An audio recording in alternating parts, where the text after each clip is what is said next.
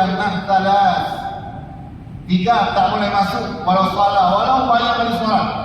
Rajulun la yuhibbu ilma wa ahla.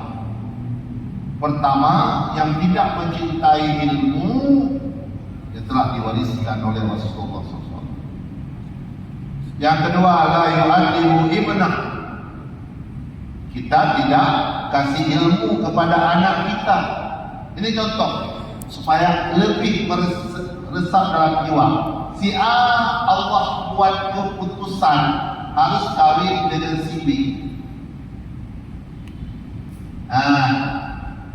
Lahirlah anak 1, 2, 3.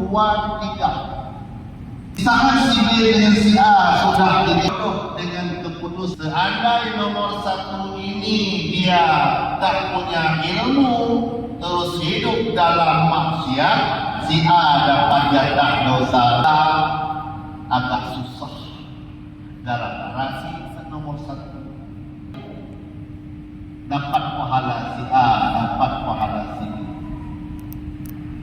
Antara salah satu la yu'addibu ibna, kita tidak mendidik ilmu dan sopan santun ayah dan ibundanya, la yadkhulul jannah, tak bisa masuk.